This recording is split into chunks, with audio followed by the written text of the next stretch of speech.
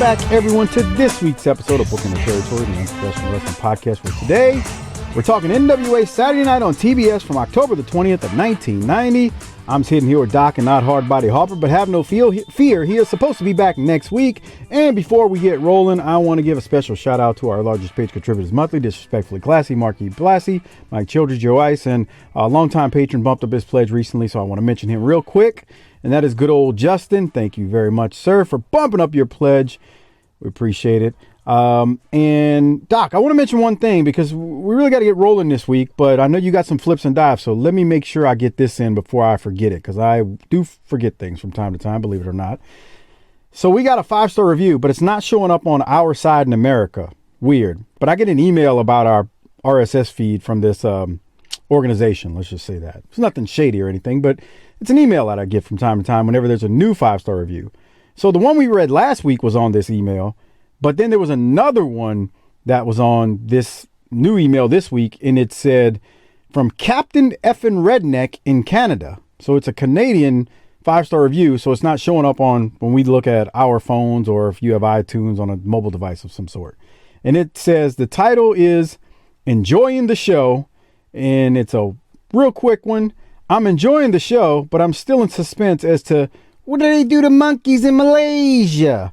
That's an old one. We haven't said that one in a while. So CaptnFNRedneck, I love the handle. Thank you very much up in Canada for the 5-star review. And if you want your 5-star review read on air, make sure you just submit one and Doc or I, or both of us, will read it on air. So wanted to get that out the way in the opening real quick, Doc, before your flips and dives and I forget. I'm doing great. How are you? I said, how are you? You probably didn't get in it. You just filibustered right through that shit. Filibuster's a bad word these days, but I don't. It really isn't, man. Any word, if you're too woke, any word can be bad. Okay. We're not going to go there. Well, we are the wokest podcast in the industry.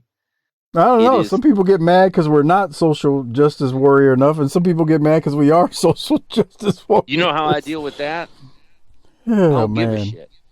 Well, no, it goes to show you everybody's ready to work themselves into a shoot. We're just sitting there busting balls, having fun, and then you get people that they take you serious. Let me rip back this curtain just a tiny little bit.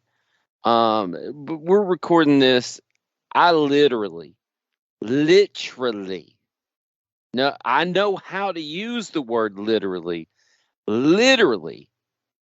logged off my work computer 8 minutes ago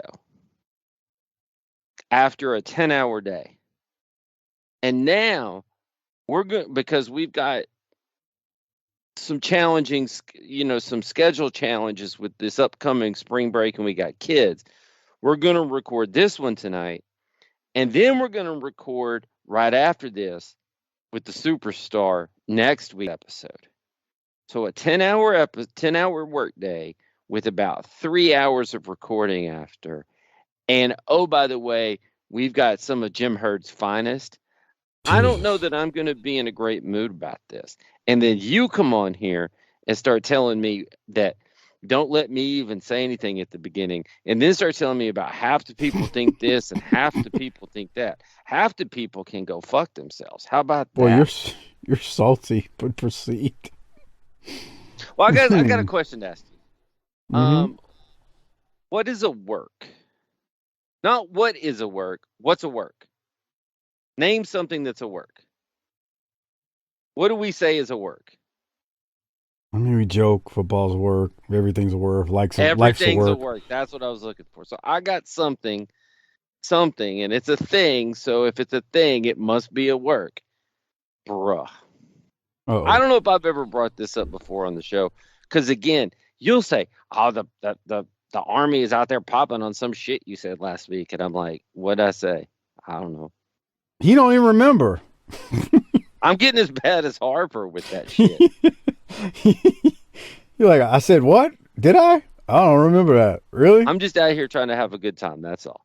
So anyway, I mean, I really do think the things, a few of the things that I say, but I'm not like recording it. And I haven't listened to our show in probably 4 years. So I don't know.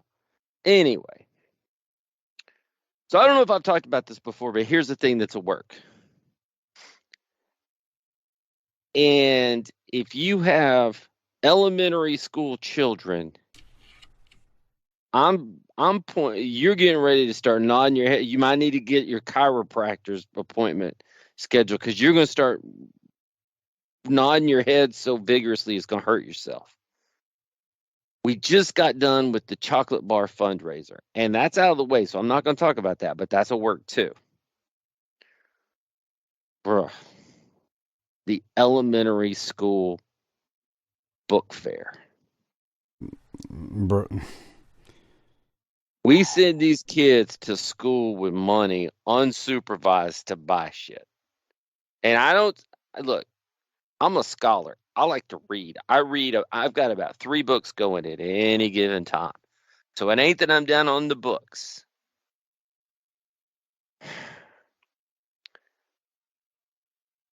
But not only is it a work, but everybody's against me. In the mornings, you got mom-in-law there. You got Pop's better half that lives with you. She ever help out getting the kids ready for school when they were younger? Yeah, I mean. Okay. Yeah. So Mrs. Doc is a teacher. She has to get to work, and I'm an important businessman, so I got to be logged in. So mother-in-law does the drop-off for us and does a lot of the breakfast, make sure you brush your teeth, because they're still a little bit smaller, and they'll go out with a runny nose and a dirty ass if you let them. So, she tells my daughter this morning, just go get some money out of your wallet for the book fair. Your daughter's got a wallet? Whatever she keeps her little money in. Now, she's the smart one of the family. The whole family. She's the smartest one already. She's 6.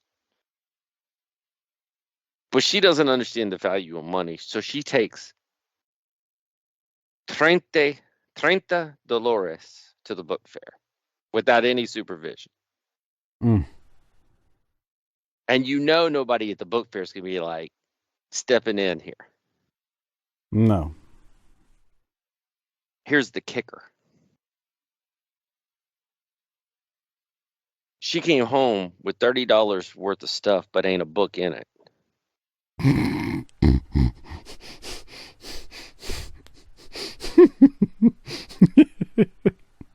There's some journal that's fuzzy and fluffy, and it's a journal and some other thing. Ain't no reading material to this bullshit. This shit is like student loans, but for the little ones, man. Just ripping little motherfuckers off. Gotta seize the means of production. Man, I'm telling you, we need to get out in these streets with these torches and pitchforks and take back our lives. I'm telling you. These people are trying to work our kids out of the cash. Our wives are trying to overschedule us now that the germs are going away. I got to be careful what I say there. The germs are going away, so now we're going to get overscheduled again because they're going to be all excited about their social calendar coming back. We got to seize means of production. We got to seize the Outlook calendar. We got to safeguard ourselves here, Mike. We got to be the kings that we are, Bubba, you ain't seen nothing yet. If you think the book fair is bad, just hold on to your seat. Well, I've also got the, and there's a lot of you out there listening that will resonate with this one. I got the club soccer uniform practice jersey bullshit purchases to make too. We have a uniform for practice. You know what I'm saying? Sure, because it's club, yeah. And I got 2 of them doing this. Yeah. Yeah. So basically, I might as well just take my check, convert it to cash, throw it in a pile, and set it on fire every week. Wait till that daughter's a teenager, then you're really gonna see that. Between track and track meets and freaking dance team, drill team, it's like a couple $100 bill every month, man. We already got that already at Club Soccer, bro. It's there already. I'm like, what happened? What happened to that little paddle with the fucking rubber ball on the string that you could just sit there and do that? Let's make that shit a sport. She comes to us every day. I need. And she better be lucky she's got a mama, because, bro, I went through life with a whole lot of not getting what I needed and barely what I wanted. I'm just saying, like, I literally told her that. I said, you better be lucky you got a mom. Because if you didn't have a mom, you'd be running track in tennis shoes and not track shoes. Oh. And my wife's like, oh my God, that's so mean. How could you say that? Well, how could I say it? Because I said it. This is not a world-class athlete we're talking about here. We got cleats, we got turf shoes, we got court shoes, all for soccer. Bro, I can't anymore. I can't do it. You know what we had? Hopefully not our toes sticking out the end or a hole in the bottom. How many pairs of tennis shoes you had in your life that had a hole in the bottom? I know mine's more than one. Dude, the hallmark of when I needed new shoes, listen, need is the key word, not want, was when the shoes started flapping and talking, when they were literally, the stitches were coming out and they were starting to flap. That's when you got the new ones. You know that movie Falling Down? No. Michael Douglas, where he kind of goes on a rampage and like maybe takes some hostages and shit because society's got him down. I don't. I'm not saying that's going to happen about now. with me, but let's just say I could see how something like that might. Oh man. Well, hey man. I mean, I just want to talk about one more quick thing, and then we're going to get into this episode, because we do have another episode tonight. This feels like the old Smoky Mountain days without the Smoky Mountain. Mm-hmm. We're sitting here in March, and there's a big possibility that our favorite team, the LA Lakers, may not make the playoffs. How hard does that make your little wee-wee? I mean, whatever. Like, I'm passive with the NBA. Stop no-selling this. You hate the Lakers, and you were, come on. It's not the Lakers, and I've told you that before. It's that fucking idiot Anthony Davis. That does it more than anything. Let me say that. But you told me you wanted their plane to crash. I never said that. See, you put words in my mouth. No. You said I don't give. If they die, they die. You start pulling out some shit. Okay, now I'm Ivan Draco. Right. If he dies, he dies. No, I didn't say that. The brow is a freaking soft pillow piece of garbage. That put me over the edge. You're not wrong on that, by the way. Yeah, he's a soft pillow. Dude, I got mad for you when he showed up to his last New Orleans game in that's all folks shirt. That's disrespectful. Trash. Just trash. That is real disrespectful. Now, if he'd have done it to the Lakers, I'd have been laughing. But y'all's little franchise never hurt nobody, and so I found that disrespectful. NBA, whatever. Well, hey, I think it's time for the good times to end. We should probably talk about this episode. The time for the good time. Real quick, I mentioned the patronage earlier, but become a patron. We are literally a week and a couple days away from the next pay-per-view special, which is Halloween Havoc 1990. And if you want to listen to that, go to tinyurl.com/PatreonBTT. Not only can you get Halloween Havoc 90 when it drops in a week or so, week and a half, that is, but you can also get all of our WCW NWA pay-per-views we've done to date. We've done plenty of them, along with all of the Clash of the Champions dating back to '88. So tons of stuff there. I've never seen this pay-per-view. Not one match. Never seen it. I'm watching it. You have. You've seen Steiners. What? Huh? You've seen the Steiners and the Nasty Boys because we reviewed it. But go ahead. That one match. Go ahead. Okay. So, but other than that, I haven't seen it. And I'm going to be watching it this week to get ready. Can't wait. Steiner's and Nasty Boy steals the show, and not someone will leave it at that. But you can become a patron and listen to Doc and I break it all down. tinyurl.com/PatreonBTT. One other announcement related to the patronage.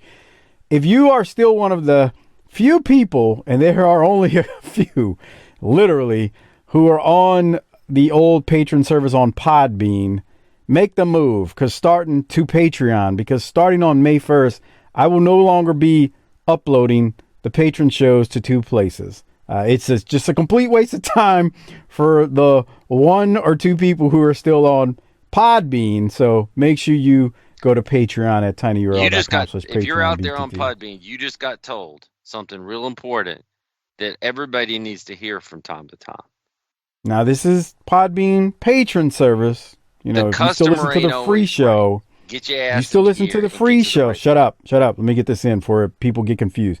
If you still listen to the free show, you can listen to the free show on Podbean. Patron shows, the only place they're going to be is on Patreon. tinyurl.com/PatreonBTT. Look, I moved over to Patreon. We moved over to Patreon, hell, damn near 4 years ago now. So it's time. It's time. So Riley Onwine, he was one of the last people. He made the move, and he was like the last holdover. But I still saw there's like one download for a show here or there. I'm like, okay, we're moving. No, nobody's listening over here now. Time to go to Patreon, tinyurl.com/PatreonBTT if you're on Podbean. After May 1, no more uploads to the Podbean patron service. Okay, Doc, it is time for us to get into Saturday Night on TBS from October the 20th. We're a week away from the pay-per-view. Well, real quick. And let me tell you this. This show, as I remember watching it, I'm giving myself the Rolex unless somebody does something to talk me out of it. Okay, stay tuned for that. So the show opens with a clip of Doom versus Ric Flair and Arn Anderson, and then we head to JR and Cottle, who are calling the action. They will send us straight to the ring for the Renegade Warriors versus the Ring Lords. We are back at Center Stage and not the Georgia Mountain Center or Cobb County Civic Center. We haven't been in Center Stage a ton in 1990. I mean, I mentioned that a lot, but we keep bouncing back and forth between Georgia Mountain and Cobb County. So just a quick mention of that. We then jump to the first match, like I said, because they send us straight to the ring. The Renegade Warriors versus the Ring Lords. JR teases us tomorrow night's show where the Freebirds and a mystery partner will be wrestling the Renegade Warriors and Iron Eagle, so 6-man action. The Freebirds do join on commentary and won't say who their mystery partner will be. Hayes claims he's a descendant of General Custard or someone else. And then the Freebirds spend a little time at ringside playing around before they decide to leave. Doc, any thoughts on this rather one-star match or the Freebirds commentary? Didn't he say he called him Custer Uncle George? Something like that, yeah. Yeah. Well, I mean, it's not like we're going to see it. It's on the show tomorrow. And it's not like I care. That's my other part. I'm like, oh, God, I just don't. Look, here's the thing. It's not even that we don't. Look, I'll speak for myself. It's not even that I don't care. It's just that I know it doesn't mean anything. It's like they're just. I hate to say this, but it's like modern wrestling sometimes when they just do stuff just to say or say things just to say they said them or did them. But in the long-term scheme of things, it does nothing for the actual storyline. That's my point about that. That's why I say I don't care, because it doesn't do anything for the storyline. Just my 2 cents, though. Now, you got guys like Jaworski who will crank to it. What? Now, you got guys like Jaworski who'll crank to the mystery. Nobody cares what he's doing. I agree. He's an idiot, but go ahead. So, this was the match that ended the show last week. Let's run it back. Let's run it back, brother. I didn't even look to see if it was during the same taping. I mean, that's quite possible now. Well, I like being at Center Stage because I like having the board up there for them to stand in front of. They should try doing a lot of interviews in front of it too. I like Center Stage, man. Like, to me, it's like the people are into it in Center Stage more often than they are in the buildings. I mean, we made a comment recently about one of those matches. It was like, I think it was last week, where like there's no noise. Like, you can hear pin drop. Like, Well, when you take nobody's this making any product sound. out there and make people sit through multiple hours of it, it can't go well. That's a fair point too. So, what else you got from this one? Because obviously we're going to get the Renegade Warrior is going to beat the Ring Lords. FF ZZZ. Okay, fair enough. And that may be the theme for a lot of this. Yeah. We need Harper back. You and I are running out of things to talk about. What's he been up to? 3 yards in a cloud of dust lately, man. They hit the button on the let's replay a bunch of stuff 3 weeks out. Like, they hit that button on these last week, this week, next week. Next week's even worse because they film it as a lead into the pay-per-view. I'm not so sure that's a good idea. I see why Missy Hyatt is always like, man. When Conrad was like, Missy, I'll send you a link so you can listen to Herd. It's on Patreon, and Missy was like, no thanks. I had enough of that back then. Like, I see why she says that. Why deal with this nonsense? Imagine having something that you love that's this secret society of awesome entertainment and carny action, and then this guy comes in and just takes a big fat dump of peanuts in it all over it. You know how, like, when we got to the end of Dusty's run, maybe you didn't say this, but I know a lot of people said this, like, oh, we're tired of Dusty's booking. Oh my God, we couldn't take it no more. Be careful what you wish for. Boy, that's where I was going with that. It's like, man, you get tired of seeing Dusty put himself over, and it's all about him, and Babyface yelling at the audience in the studio and cursing the studio audience out. Tell you, get your fat ass out of here if you don't like it. All that. But man, be careful what you wish for. Because all I remember is Jimmy Crockett was a maintenance booker. And then what we had, George Scott. And then we end up with Herd, and now a booking committee and Herd. Be careful what you look for. What you wish for. If you move, Ole. Come on. Well, we had a series of commercials, and then we go to the next match. Fabulous Freebirds versus Jim Corbin and Mark White. The Freebirds and the makeup is...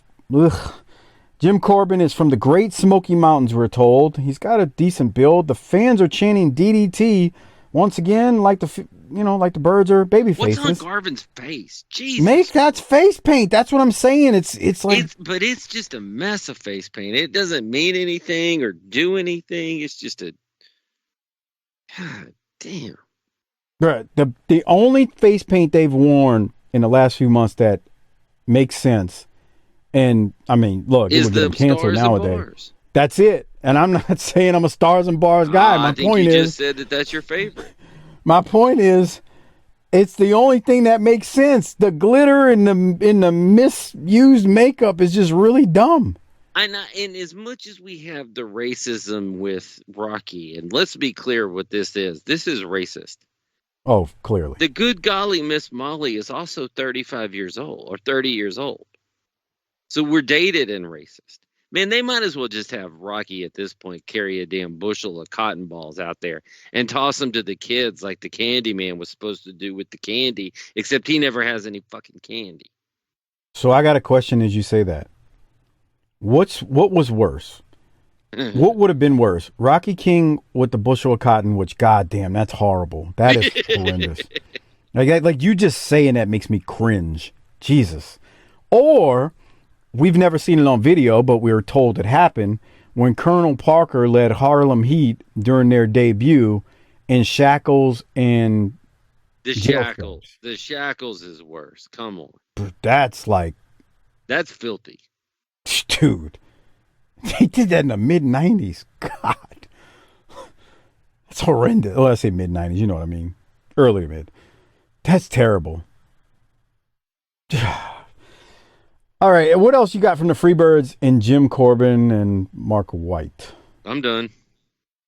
Yeah, Hayes, I'm going to call what he does with the swiveling of the hips, Dollar Tree dick dancing, because he's no Stanfield. And I know Hayes can wiggle, But, bruh, and we popped on Hayes back in the day, world class, when he was doing it.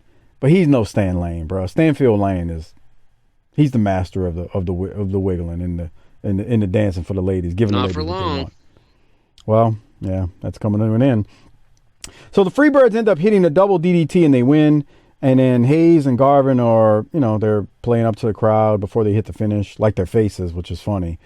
And then the Freebirds and Little Richard Marley, a.k.a. Rocky King, celebrate after the match. It's something.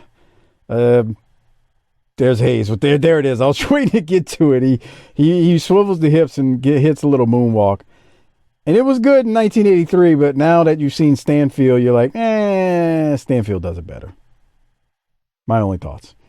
Anything else, Doc, before I keep going to the Louisville Slugger segment? We finally get a promo. Yeah, as long if this isn't Terry Gordy, then I don't care. All right, and so since let's Rick go. isn't carrying the strap anymore, this is my real dark period. We ain't too far away from. Well, I won't spoil it. I was going to say something about Rick. Let's go down to the Freebirds and Jim Cornette, the Louisville Slugger segment. We haven't seen this in a while. Well, here we are back on World Championship Wrestling, a special edition of the Louisville Slugger tonight, and my guests, the fabulous Freebirds, the world's greatest rock and roll band, and Little Richard Marley right here. You said you'd control him, Michael. He's fine. Just take it easy, Little Richard. He gets excited. Center stage. Been a long time since we rock and roll. Now, I know already Sherlock Jim Ross and Lieutenant Bob Caudle. Everybody wants to know who's going to be our mystery partner tomorrow night. That's right. Tomorrow night on the main event, it's going to be those three Indians against you guys and a mystery partner. Now, I got to know who it is. Is it Buddy Roberts? No. Could be. Well, wait a minute. Is it Terry Gordy? Well, Come on, Jimmy. Could be. Well, wait, who is going to be you guys' mystery partner against the three Indians tomorrow night here on the main event on TBS? I'll tell you what. I would love to tell you, and as a matter of fact, we will tell you off the air. Yeah. Well, I wanted to get a scoop here on the program. But it's a big surprise we've been planning for a long time. Well, if you want to get a scoop, you better scoop your cell phone out of here, because ain't nobody going to find out till tomorrow. I'll give you one scoop. Those Indians, they don't know nothing because their ancestors always drinking too much fire water. You mean to tell me they speak with a fork? Hey, wait a minute. Wait a minute. Hold on here. Freebirds, I don't care what it is. We're tired of you disgracing our people. We wear paint because we're warriors, not sissies. Wait a minute now. Come on. We don't want to get a fight here. This is my show. What, are you a little nervous about something? I mean, are you a little nervous about it? Hey, we don't have to wait till tomorrow. We'll do battle right now. Come on. Wait a minute now. Well, you're going to have to wait, baby. You're going to have to wait. Hey, let's get out of here. Let's go to a break. I'm getting out of here. I was trying to look it up on the fly, what they end up doing on the main event, but So Firewater, huh? Bruh. I mean, Jimmy Garvin should have some insults ready since he came in and had a whole bunch of them for Wahoo back in '86. Well, it wasn't just Jimmy. What's his name was calling him Squahoo. You can't say that word. Well, okay. That's the bad word for them, and you can't say the I word either, unless you're from India. They just pretty damn foul, man. Right now, you got half the people going, he's being really respectful of their cultural lineage, and you got the other half going, just say it, goddamn it, come on. That's it. You nailed it, man. That's it. I get that. You just nailed it.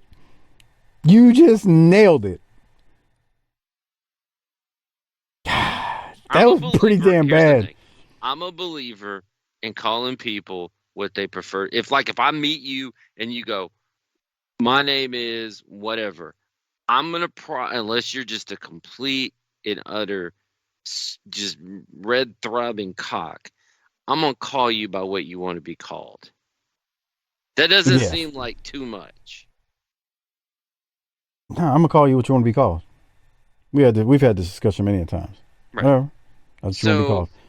All I got to say about that is Rocky King's got a lot of nerve being that racist after just being the subject of a whole lot. I feel bad for defending him from his racist attacks that he suffered when he's going to turn around and misbehave like that. Well, you rebooked it a couple weeks ago, and it was 10 times better than what's happening now. Somebody call my mama. It's so bad, man. It's so bad. I mean, he's just laying it in stiff. I like wrestling racism, but this feels like we ain't got no other ideas, so let's just be racist. It's not. God, it's so hard to explain.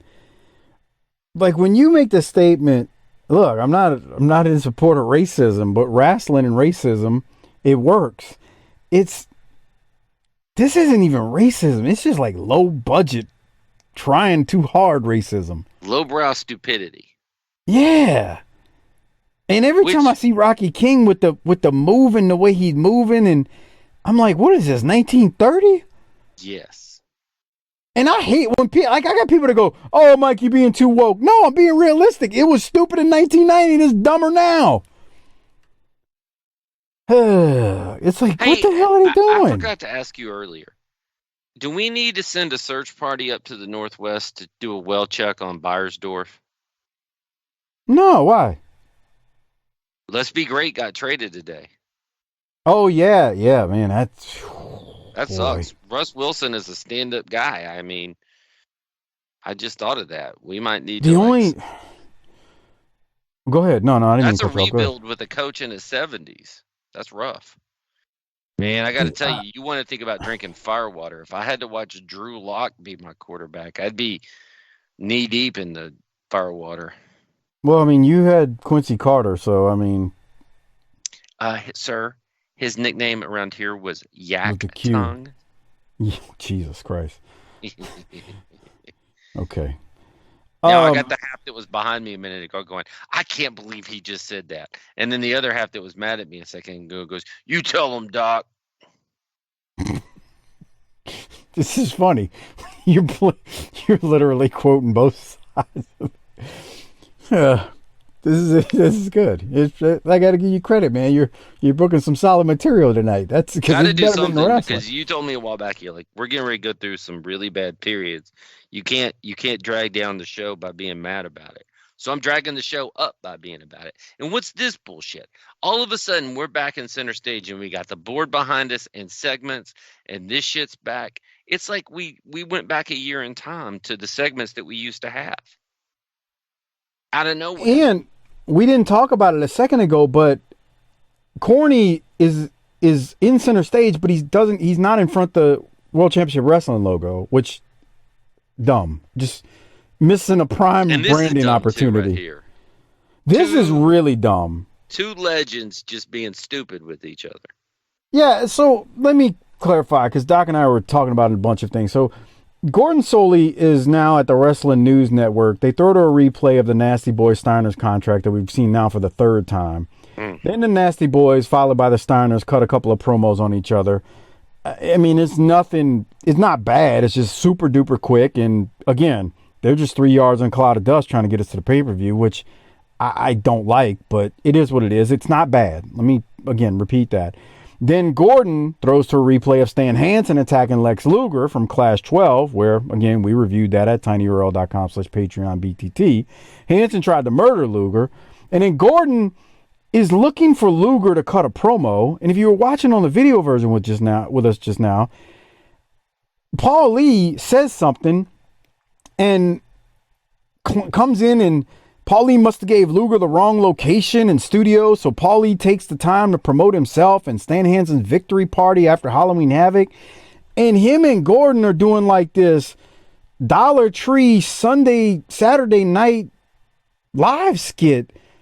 I was like, what the hell are they doing? Why do we need comedy for Gordon Soley? Bro, please let me play this. Jesus Christ. It's so stupid. Believe me, we're going to blow through a lot of stuff. So here. Package to appear and No. Pardon me, we don't have Lex Luger for some reason. Oh, you mean Somebody sent Lex Luger to the wrong studio. They told me to send a message over telling him to be in studio. I didn't know he's supposed to be in studio A, Gordon. I'm so sorry. You mean they sent him to the wrong... Oh, man, you want to do this segment over again? I'll go find him if you want me to. Oh, unfortunately, we can't do that right now, but I suspicion in my own mind that you've had something to do with messing up... No, I would never mess up your segment, Gordon. You know, you are my favorite journalist in professional wrestling, but I tell you what, since I'm out here right now and I'm on TV, I'd like to invite you and everybody else out there 1 week from tonight at Halloween Havoc, live on pay-per-view. I'd like to invite everybody to the big victory celebration I'm throwing for Stan Hansen after he defeats Lex Luger for the United States Heavyweight Championship. And guess what, Gordon? We're going to have a real nice Western theme, and everybody that comes into the nightclub gets a cowboy hat. Well, and by the way, if you'd like, I'll go find Lex Luger for you right now before your segment's over so you can interview him. Oh, Luger! Yeah. Thanks a whole bunch. Well, as I said, this was a Wrestling News Network special edition. I had no idea how special it was going to be. But payback time. Next Saturday night, Halloween Havoc. Dude, Gordon just told you without telling you that there ain't enough gin in this world for him to drink that made that shit worth his time. Bro, what was that? Do you know what that felt like? It's easy for us to say this now. A rib. It felt like, no, not even a rib. It goes along with everything we've been talking about with this show. And that is, or the last week and this week, they're just running out the clock to get to the end of October. Because that was nothing. Nothing. You got 2 hours to fill. Well, we'll just roll Gordon out there. He'll cut through a couple of replays and Stan Hansen and Luger at the Clash, which I guess is fine. I don't know. I mean, that's not the worst thing. But then on top of the replays that you've seen before, we're also going to add in Paul Lee and Gordon now for a minute and a half. I feel like Stan Hansen's been here for 6 months and hadn't done a damn thing. Well, I mean, sit tight because he's done something, but I understand why you say that.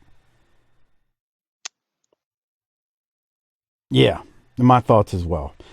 So that ends and the stupidity of it ends, and like you said, Gordon must be thinking, God damn, I can't do a Gordon voice. They don't make enough beef eater for me to put up with this shit herd.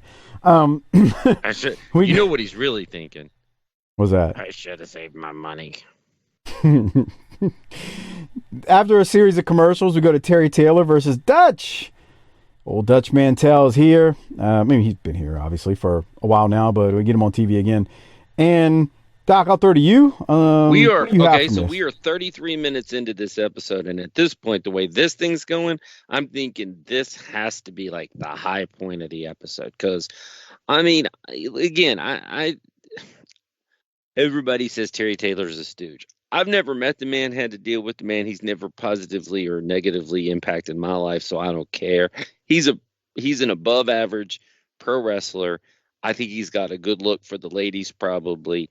And then there's Dutch, which we love Dutch, but God almighty, furry bastard. Here's the thing. We call this thing down the middle all the time. We give Dutch a pass.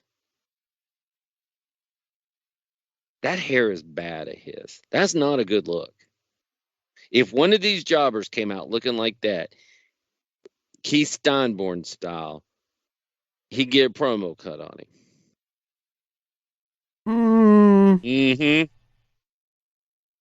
I mean, that's not fair, though, because you're talking about comparing Dutch to a person who's not an established talent. Okay.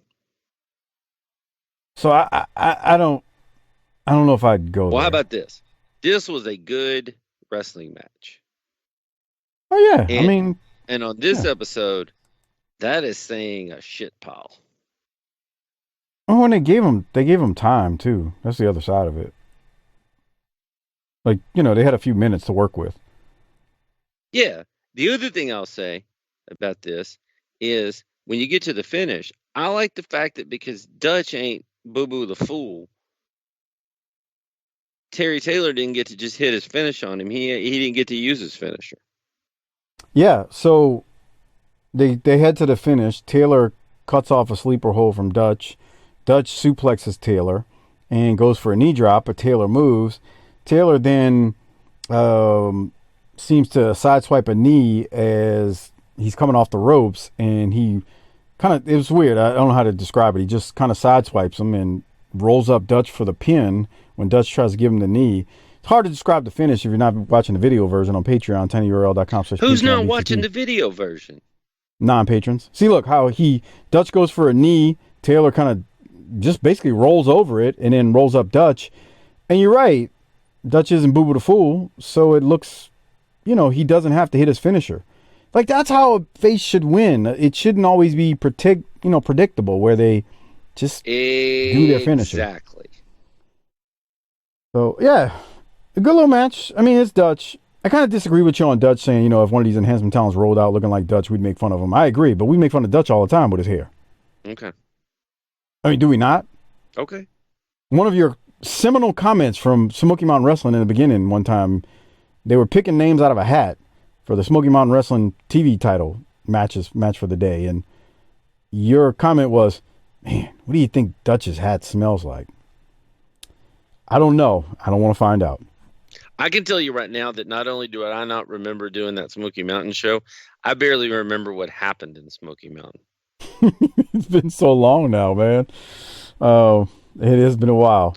Man, I get so, like, you listen to these podcasts and all these people who think they're wrestling historians and like in 1953 or 1937 Jim Londos, or, man, I'm like, listen, I'm trying to get this 2 hours watched for this episode and have some fun. That's all I'm gonna remember right now.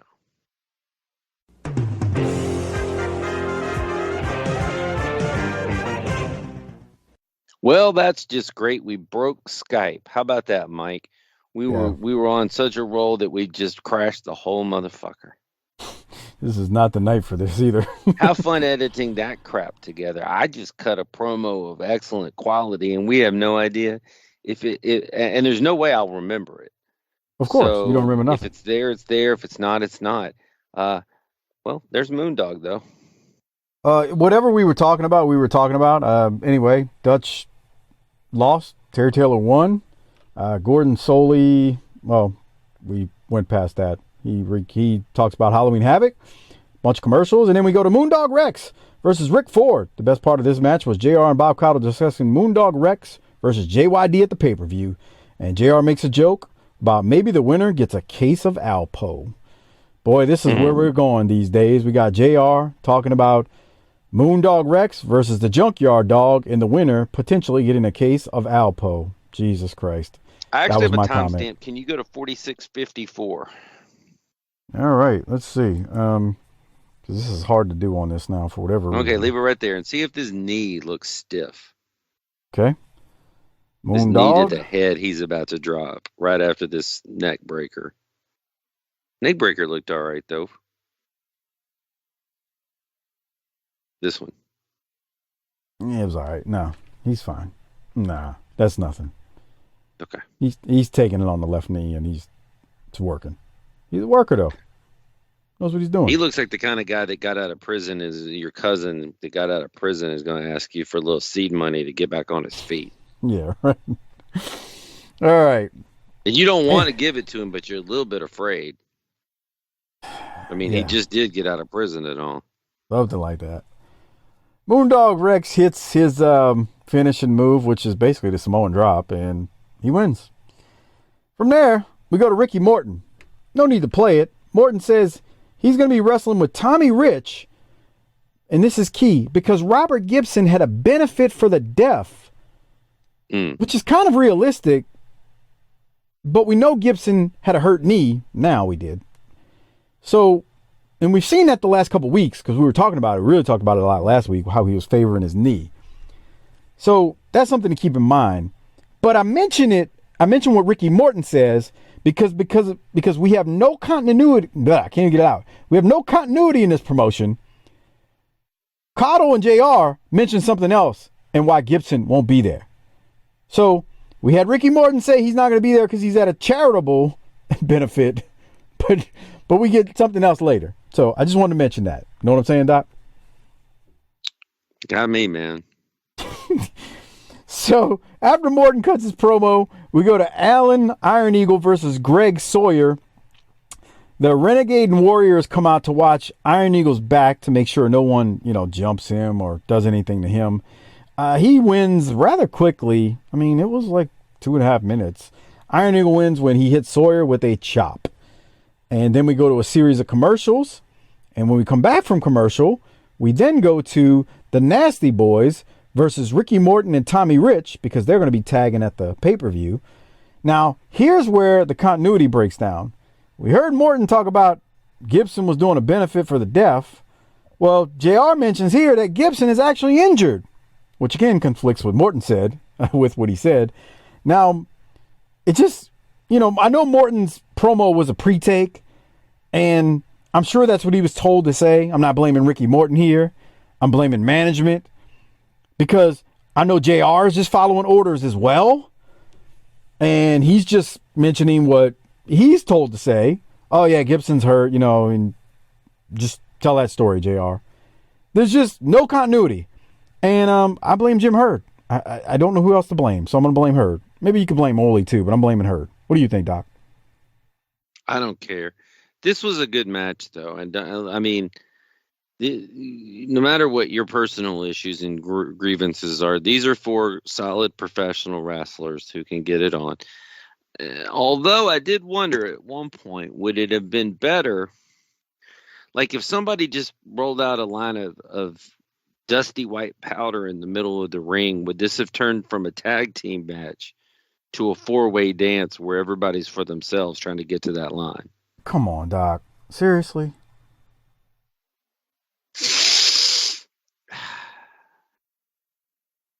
All right. You got to go there, huh? All right, so they gave him a lot of time. I like this. How many beers could these 4 crush in one setting together? Oh, my God. I don't know about Morton, but Rich and the Nasties? Yeah.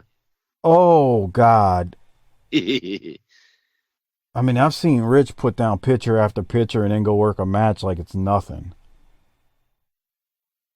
Hey, that finish made sense, by the way. I liked it.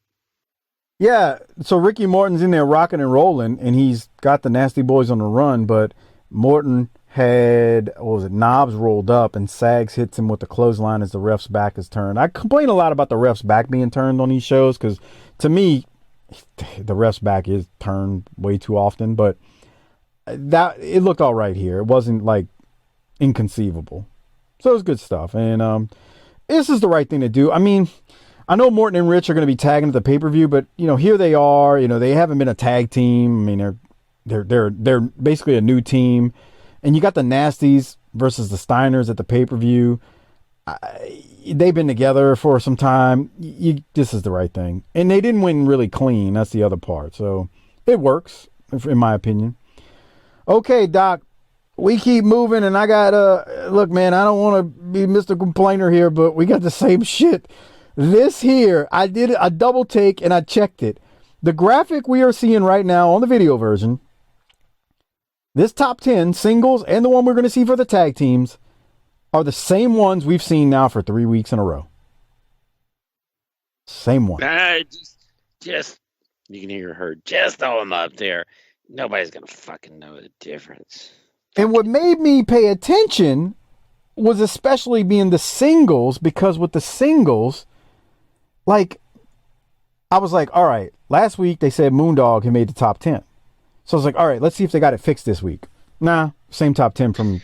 No, that would have required somebody to know how to edit this graphic. Fair enough. So we're just reviewing the same top 10 over and over, bruh.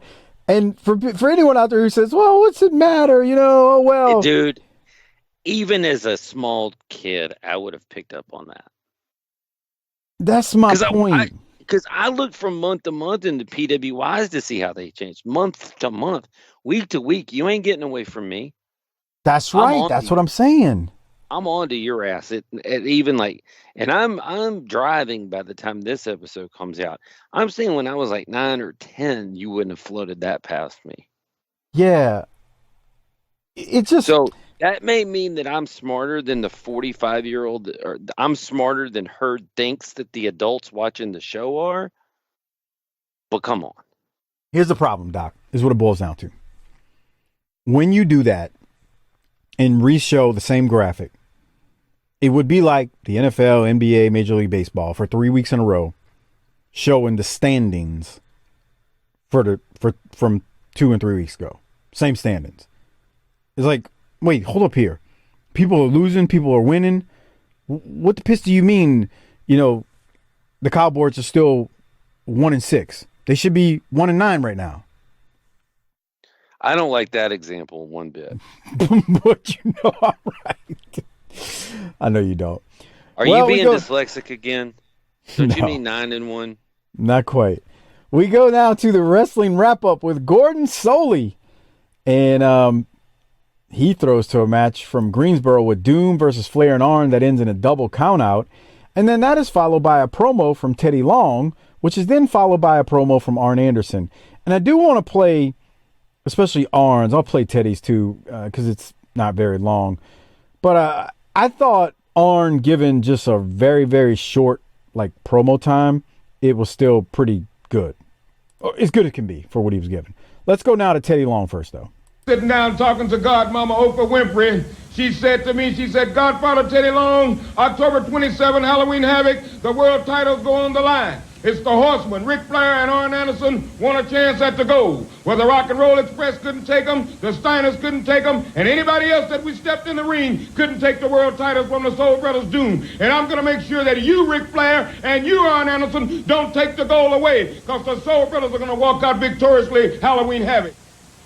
The other day, my little boy crawled up in my lap and he said, Daddy, you going to take me trick-or-treating on the 27th? I said, son, that's not Halloween. That's Halloween Havoc. The reason we live in this big house. Got that big screen. Got those 2 Mercedes-Benz out in the lot. Go to showbiz anytime you want. Spend what you want. Your mama owns Louis Vuitton. The reason all those things happen, son, is because I've always been a champion. I've demanded it out of myself. At Halloween Havoc, we get another shot, and we're going to make the best of it. It's going to be called the Night of Kings. Halloween Havoc, pushed aside when we walk the aisle. It's going to be royalty stepping forth to take the world titles. Halloween Havoc, go ahead. Dude, you're the world champions now, but when we get through with you at Halloween Havoc, we'll be the world champions, and you'll be saying what's causing all that. And I mean, look, it's not Studio Flair and Arn, but Arn was great, and Flair wasn't bad. I just don't understand why is it the Night of Kings? What does that mean? I have no idea. None. I neglected to say too that before they threw to the promos with Teddy and Arn and Flair, it was a double count out between Doom and Flair and Arn. So I mean, that's a nice little lead in, and I liked it. That made me want to see that match. Yeah, it's literally the only thing they're going to do tonight that makes me want to maybe see this pay-per-view. That's not true, but I won't agree with that. It's 100% true, and you know it. Okay. Flair and Arn and Doom at the pay-per-view is something. It's good. But, tinyurl.com/Patreon BTT, and you can listen to us review it there. After that, again, another replay, Sid and Sting contract signing, followed by a promo from Sting, followed by a promo from Sid. Sting says Sid's attack was typical Horseman style, behind the back nonsense as usual, and then Sid screams and yells at Sting that he's going to show Sting why Sid rules. And then Paul Lee runs in and interrupts Gordon, basically telling him to shut up and close the segment, and then Paul Lee runs off. So we got more Saturday Night Live Dollar Tree version at the end of this between Paul Lee and Gordon. It's a bag of what the hell are we doing? Doc? What are we doing? Well, okay, let's separate it. Sid and Sting. I know you hate Sting. Any thoughts on their promo? These two guys, Neither one of them is at a point in their career. I would say never get to a point in their career where those two should be talking with each other to try to draw money for a pay-per-view. Oh, God. Sorry. Well, it would have helped if Sid would have had JJ doing the talking. I know JJ's not here. You know, I'm not saying that. I'm saying JJ. Isn't it funny how JJ was a talker and a hell of a more underrated as each year passes. Well, no, I don't think he's underrated. Like, my point was, you had Arn, Flair, Tully, Ole. All of them could talk. They didn't need JJ to talk for him, but when he did, it was tremendous. God, well, we don't have that problem anymore. Yeah, there was 5 guys. I mean, the Horsemen are 4 guys with JJ, and it's 5 guys, and all of them cut phenomenal promos. And now we don't even give the guys promo time. And wonder why we can't draw any money. Oh, God. All right. Well, hey, we go to the next match, and it is the Midnight Express versus Tommy Angel and Brett Holiday. So if you remember the old commercial with the woman saying, "I've fallen and can't get up," Corny says in his intro of his team, "These are the men that knocked her down." That's kind of corny, but whatever. The Midnight, they're getting closer and closer to the end. It makes me sad, and I was hoping to catch some Stan Lane wiggling before they wrap up and finish this match, but unless I missed something, I think Stan Lane's lost his smile because I don't remember him wiggling in this thing unless I just missed it. Doc? This took too long, but it's making me sad. And I need you to go to 1 hour, 32 minutes, 20 seconds, and I need audio. And tell me what you see and hear at the same time. All right. So I'm at 132.16. I'm going to hit play, okay? Let's see what happens here. Bobby, and beautiful Bobby now will fly, and nobody does it any better. It's Lane working the referee's count there. He's got a full Nelson on Holiday. And right off the top rope with a knee right to the back of the head on Brett Holiday. What a devastating move. Holiday is out of it. He's limp, Bob. What is he trying to do? I didn't see a full Nelson at any point. No, Stan kind of had him like in a Boston Crab, basically. And he called him a full Nelson. Yeah. I mean, you know, everybody makes mistakes. I mean, look at you. You're perfect and you make mistakes, right? What? Yeah. I didn't say I'm perfect. I just don't make mistakes. Now, but that's like saying, you know, they ran the ball up the middle for 3 yards and the ball comes flying from the pocket. Come on, JR. Let's get it together. Okay. I wasn't that mad about it. Whatever. I just noticed it. You got to talk about something, right? I agree. What I wanted to talk about was, I don't know if something happened to this guy at the end, because Bobby's trying to pick him up off the ground, this Holiday fella, Brett Holiday, who got pinned and who Stan had in the Boston Crab while Bobby dropped the knee from the top. And the guy won't get up. And I'm like, is he knocked out for real? I don't think so, but it seems odd. Like, look at Bobby. He's trying to pick him up, and he tries a few times, and the guy's like just dead weight, like a fish. And Bobby just said, "Oh, screw it. Let me just put my foot on him." And that's it. I thought something was wrong with him. I was like, did something happen to this dude? That was my thought. Literally, that's what I thought of as I watched this. I'm like, yeah, something's wrong. Whatever. Midnight win. At least they won. But they're not long for the promotion, unfortunately. Any other thoughts, Doc, before we go to the next match? No. Take that as a no. So the next match is the Juicer, with the kids known as the Juice Patrol, versus JD Wolf. No, hold on. Go back a little bit.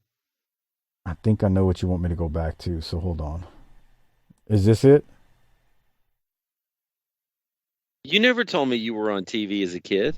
I was going to say here we have a young hard-body Harper flexing with the juicer in the Juice Patrol. There's no way. Okay. This poor kid's like, man, get me out of here. Silly string. That was my other note. Oh, from the juicer? Yes. Yeah, it's dumb. What else can we say? Juicer wins. He hits the Thez press off the top rope. And that's it. There's a silly string that you were talking about. He even shoots it at the ref. That doesn't sound right. Shoots it at the ref. Okay. Shoots a string on the ref. Shoots a string on the... he lets the powder come out of the hair. It's just bad. This is just bad. But, Doc, there's something that comes after this that's even worse. Shall we discuss it briefly?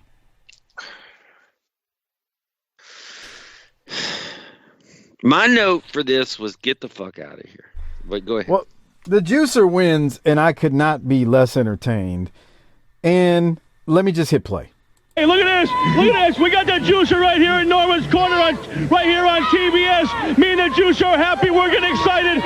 We're on our way up to Chicago for the pay-per-view, juicer. Halloween Havoc. Me and Norman are going. You know what, Norman? I'm still going to paint your face. All right, we're gonna paint my face. Maybe put on a Halloween costume. Head up there. We're gonna hitchhike. We got to hitchhike up there. We're gonna have a bunch of fun. I'll tell you, all you little kids out there, if you're not as lucky as me and the juicer to be there, tell your parents to get the pay-per-view and have it come right into your home. Halloween Havoc on pay-per-view. Oh yeah. Hey. Ladies and gentlemen, the following. Okay. Von Erich thing, or don't do that to yourself. Why does a character named Trucker Norm need to hitchhike to a pay-per-view?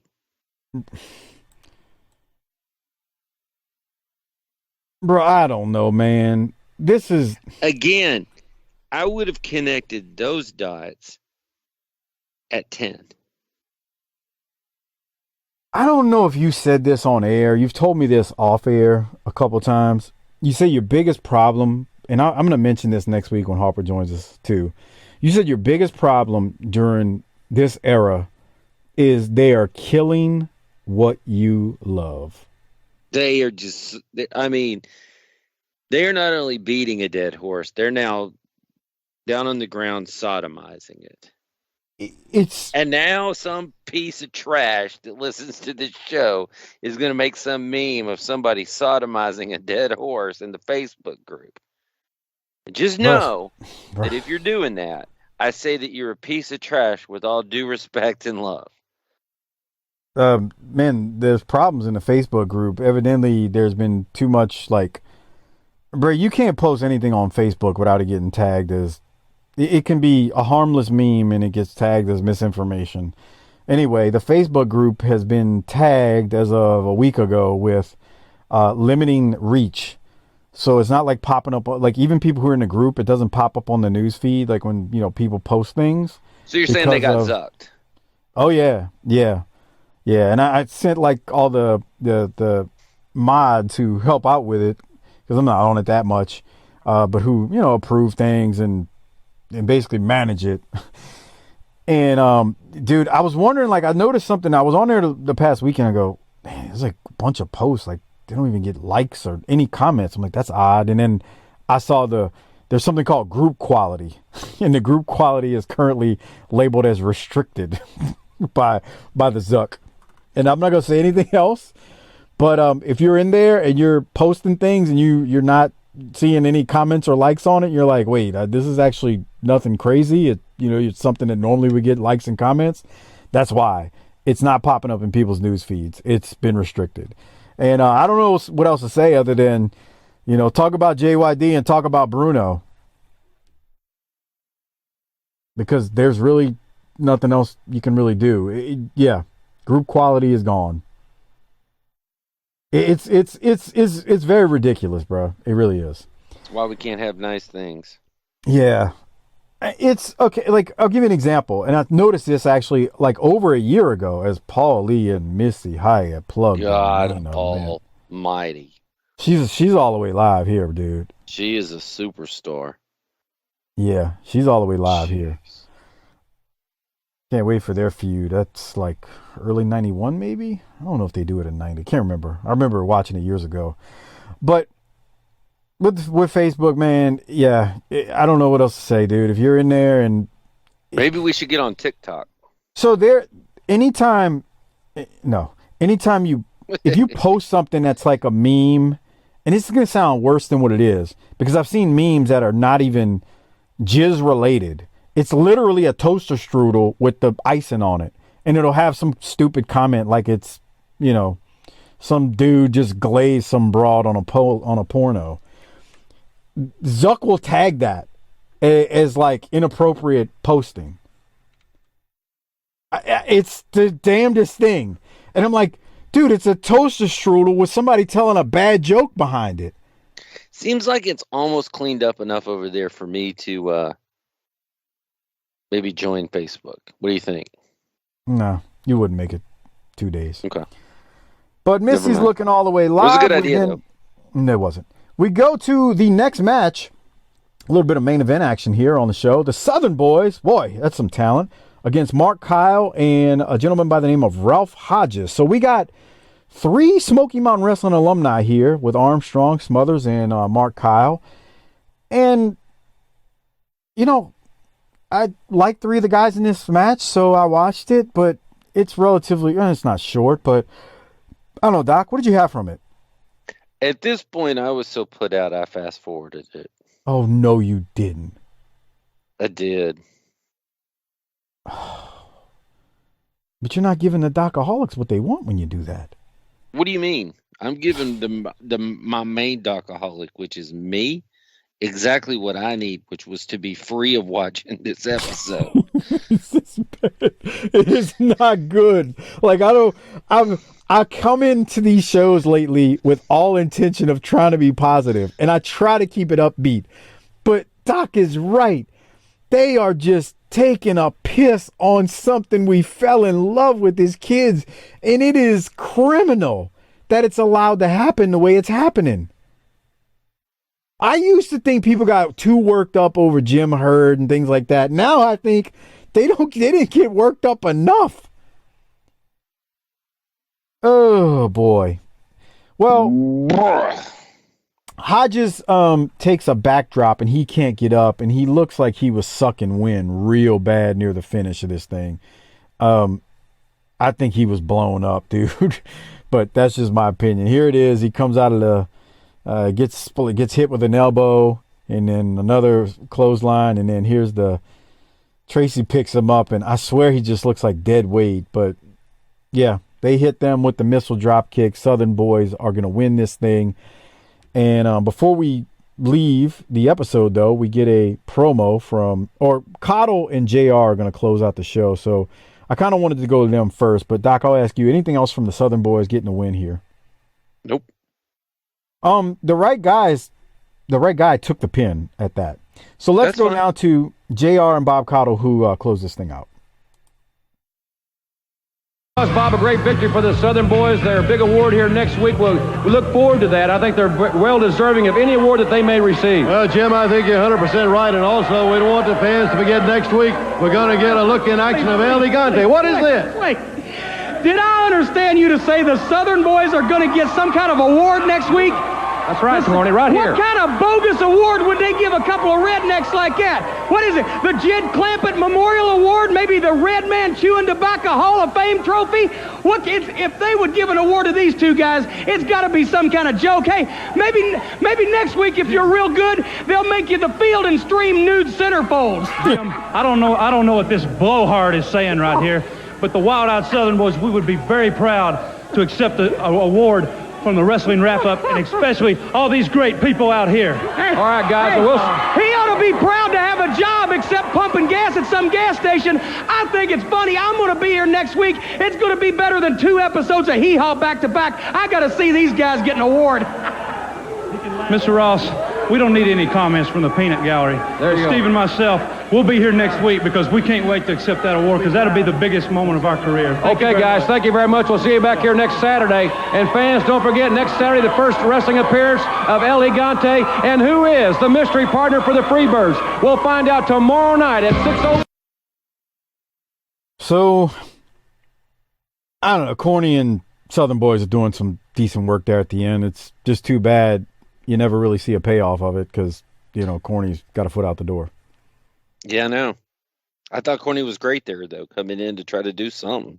That Field and Stream comment, it was good. Like, you can't get any better than that with what's going on there. Red Man Chewing Tobacco Award. Southern Boys. So that's how they go off air. Before we rate it and hand out the Rolex to no one this week, I want to remind you, please become a patron. tinyurl.com/PatreonBTT. Again, Halloween Havoc is coming up, and the only place you can get Doc and I's review of it is on our Patreon feed at tinyurl.com/PatreonBTT. And I'm looking forward to it because it's a pay-per-view, and the pay-per-views, Doc and I have a lot of fun, and we call it down the middle, and it's the same as kind of what we do here, but man, we put our working boots on really, really good, in my opinion, and we have fun talking about those pay-per-views. We slice it up when it needs to be sliced, and we praise it when it needs to be praised. But you can only get that at tinyurl.com/PatreonBTT. Get the Halloween Havoc pay-per-view that's coming up, along with 300 plus other Patreon exclusive shows, including the video versions of the shows that we do here. And then lastly, make sure you are using the BTT Amazon Associates link at tinyurl.com/BTT Amazon, a great way to support this show. Without spending anything extra, if you're already shopping on Amazon, you can help the show out, and the show gets a little bit of support in return when you use the Amazon Associates link for BTT. Again, that's tinyurl.com/BTT Amazon. Doc, I'm going to throw it at you to see if you're really going to do what you said you're going to do. Are you really not going to give that Rolex to anyone? No, I feel like somebody snatched him a watch. Well, in fairness, or not in fairness, but because he's almost out the door, I'm going to give mine to Corny. Well, I think it is a testament to the fact that you always finish the race. You always make it to the end, because Corny came out there in the last 2 or 3 minutes and grabbed himself a Rolex. Actually, it sounds like he grabbed 2. Yeah, pretty much. And then we need to rate it. I already know, but I'm going to throw it to you. What are you giving this show? They did dumb shit. They did conflicting shit, but they didn't just slap me upside the face doing it. It was bad, but it wasn't criminally bad. Okay. But these sorry sacks of shit kept me on the line for 2 hours. Okay. I mean, you're not skipping through the commercials? Oh, I am. And matches now, too. Wow. Well, I mean, hey, I can't blame you with some of them. I mean, you had JW Wait till you see what we do next week. Oh, boy. Wait. Just wait. Boy, let me tell you. Here's a spoiler alert. If you think we've never mailed it in, wait till next week. I got a feeling, though, we'll have a lot to talk about because Harper hasn't been on in a while. So I hope so. If the wrestling ain't good, don't worry. Harper will be there, and we'll get into some things. So, but I'm going to give Doc this a straight up, old fashioned D. Because it's Southern wrestling, I could never go that low. Well, I can say never. I haven't gone that low, but I just go C-, man. But I'm grading it on a curve. It's on a curve. You know, look, when you got J.W. Storm versus James Solomon, I mean, what the hell is that? Trucker Norman and the frickin' Juicer. Yeah. What? The top 10s. The same damn ones from 3 weeks ago. What the piss? Come on. Paulie and freaking Gordon doing Dollar General freaking Saturday Night Live. Is that somehow you've talked me into doing another one of these right after this one? Go ahead. That was your idea. Do you know how bad of a mood I'm going to be in when we're done? I'm going to go out there and beat the children or something. I don't know. I didn't want to do that. You did. You wanted to do it back-to-back tonight. I was like, all right, bro, let's go. Because we still have a Havoc to do so that we can have our spring breaks. Yeah, that's true, too. But, hey. Okay, so real quick. And it's not that, hey, we'll sit through crappy wrestling and joke and yuck it up to have fun and provide the content and to fellowship with our people. But, man, we're asking a lot of ourselves to do 3 shows in 4 days of this bullshit. Well, Halloween Havoc is not that is good. So that's the capper of this. But I'm with you, man. It just, again, they're slaughtering like our baby here. And there's no other way to put it. And that's the disappointing thing. Jim Hurd, like Missy Hyatt said, I'm not interested in his revisionist history. I'm just not. I don't care who tries to sell it that way. Like, oh, we should listen to him. I don't want to. It's not that I want to harm him in any way. I just don't want to hear what he's got to say. I see what I'm watching here weekly. No, I don't want to. I don't care what Jim Hurd says about this era back then. I don't. And on that note, I do want to remind you all, please check out Our Vantage Point, the Retro Wrestling Podcast with Joe Murata and Michael Quinn, the northern version of BTT. Slightly classier, a little bit more professional, but still fun nonetheless. They support us, so please support them. And they are longtime friends of this show and supporters who've been plugging us for years. And then check out the Bottom Line Cast with Mike Prue and JV as they cover the career of Stone Cold Steve Austin.